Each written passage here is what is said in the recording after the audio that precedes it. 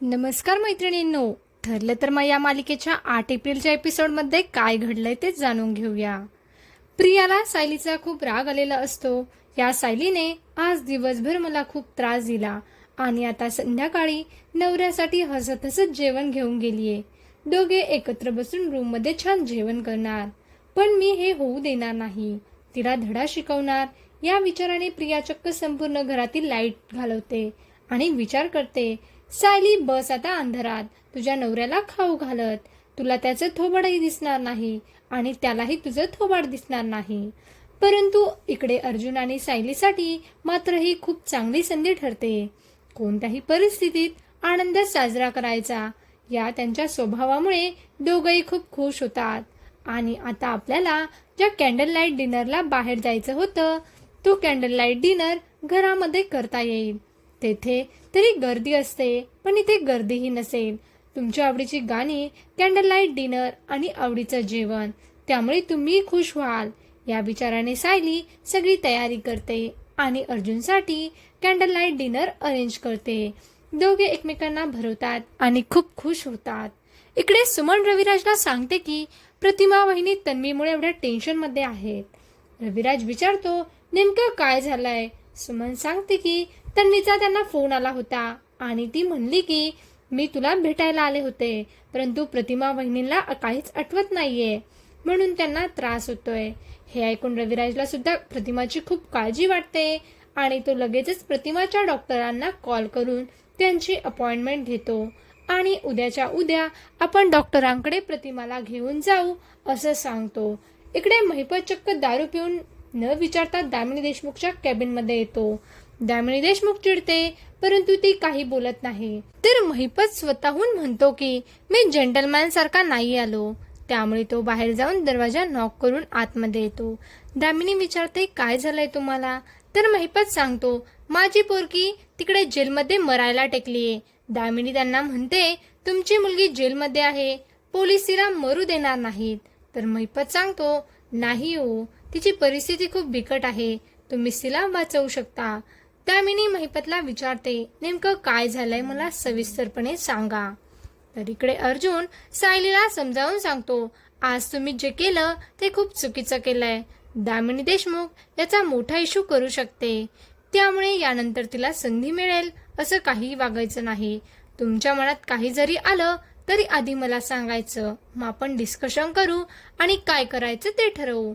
सायली कान पकडून अर्जुनची माफी मागते आणि हो म्हणते. इकडे महिपत दामिनी देशमुखला जेलमध्ये काय घडलंय ते सगळं सांगतो. मी माझ्या पोरीला जेलमध्ये भेटायला गेलो तर तिथे एक लेडी कॉन्स्टेबल तिला प्रश्न विचारत होती. माझ्या पोरीने उत्तर नाही दिलं तर तिच्या तोंडावर पाणी फेकून मारलं. हे ऐकून दामिनी देशमुख खूप खुश होते आणि म्हणते, हे तर चांगलंच झालंय. महिपत विचारतो, यात काय चांगलं झालंय? दामिनी म्हणते, तुम्ही आता वन पीस मध्ये घरी जा, उद्या सकाळी कॉफी पिऊन या, मग पहा मी काय करते. तुमच्या मुलीला जेलमधून सोडवण्याची पहिली पायरी उद्या आपण गाठणार आहोत. हे ऐकून महिपतला खूप आनंद होतो. दुसऱ्या दिवशी सकाळी सुभेदारांच्या घरी रामनवमीबद्दल चर्चा सुरू असते, परंतु पूर्णा आजी मात्र तोंड पाडून बसलेली असते. कल्पना विचारते, काय झालं पूर्णा आई? तर पूर्णा आजी म्हणते, आपण आनंद साजरा करण्यासाठी सण साजरा करतो ना, परंतु आपल्या घरात आनंदच नाहीये. सगळ्यांची तोंड वेगवेगळ्या दिशेने आहेत. तर तन्वी सगळा दोष सायलीला देण्याचा प्रयत्न करते. सायलीमुळे सगळं झालंय, पण पूर्णा आजी तिला सांगते, माझी मुलगी आणि जावई माझ्यापासून कायमचे दुरावले गेलेत, त्यामुळे मी खूप दुःखी आहे. पूर्णा आजीच्या डोळ्यात पाणी येतं. तर तन्वी सुद्धा नाटक करू लागते, मला सुद्धा अचानक रात्री कधी कधी जाग येते आणि आईबाबा मला काय काय बोलले, त्यांनी माझ्याशी संबंध तोडले, तू माझ्यासाठी कायमची मेली आहेस असं बोलले. मला खूप वाईट वाटतं आणि ती रडू लागते. पूर्णा आजी सुद्धा रडते. सायली विचार करते की आपल्याला रविराज काकांचा राग घालवण्यासाठी काहीतरी करावं लागेल. किल्लेदारांच्या घरी रविराजचा राग घालवण्यासाठी प्रतिमाने त्याच्या आवडीची इडली सांबर बनवलेली असते, परंतु रविराज प्रतिमावर चिडून म्हणतो की माझा राग अजून गेलेला नाहीये. तर प्रतिमा म्हणते, तुमचा राग गेला नसेल तर मीही तुमच्या बरोबर डॉक्टरांकडे येणार नाही. यावरून प्रतिमा आणि रविराजमध्ये भांडण रंगतं. सुभेदारांच्या घरी रामनवमीबद्दलची सगळी तयारी सायलीच करत असते, तर प्रिया ही फक्त ठाण मांडून बसलेली असते. तेव्हा कल्पना तिला म्हणते की सगळी कामं तू करायची तन्वी, कोणालाही मध्ये लुडबुड करायची संधी द्यायची नाही. यावरून प्रियाला खूप राग येतो आणि ती मनातल्या मनात विचार करते, ही म्हातारी माझं कौतुक करायच्या नादात मला फक्त ऑर्डर सोडत असते. आणि ती कल्पनाजवळ येऊन फुलांच्या माळा बनवू लागते. परंतु फुलांच्या माळा कशा बनवायच्या, सुईमध्ये फूल कसं ओवायचं हे सुद्धा तिला जमत नाही आणि तिच्या बोटाला सुई टोचते. तेव्हा मला खूप त्रास होतोय, खूप रक्त येत आहे असं नाटक करून ती हे काम सुद्धा टाळते.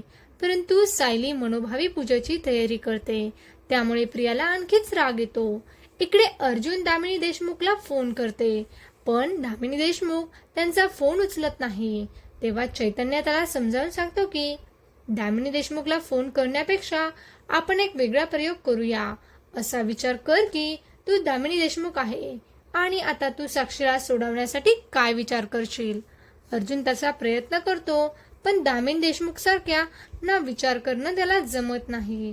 रामनवमीची सगळी तयारी झालेली असते, पण आता पाळणा कोण गाणार याबद्दल डिस्कशन सुरू होतं. पूर्णाजी त्यासाठी नकार देते आणि कल्पनाला पाळणा गायला सांगते.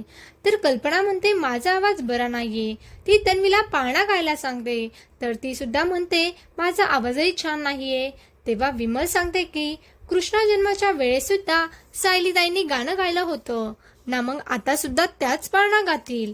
पूर्ण आजीचा नाईलाज होतो आणि ती चिडून म्हणते मी तिला पाळणा गायची परवानगी देते, पण याचा अर्थ असा नाहीये की तिला आमच्या स्वेच्छेने परवानगी मिळाली आहे. परंतु सायलीला खूप आनंद होतो आणि ती तिच्या गोड गळ्याने श्रीरामाचा पाळणा गाते. सगळ्यांनाच खूप आनंद होतो, पण प्रियाचा मात्र जळफाट होतो. सायली मात्र श्रीरामांच्या भक्तीत रंगून गेलेली असते. पुढील एपिसोडमध्ये आपण पाहू की सायली प्रतिमा बरोबर एक मास्टर प्लॅन बनवणार आणि रविराजचा राग घालवण्यासाठी चक्क कीर्तन करणार. मग त्या पुढे काय होईल हे जाणून घेण्यासाठी व्हिडिओला लाईक करा, शेअर करा आणि चॅनलला सबस्क्राईब करायला विसरू नका. खूप खूप धन्यवाद.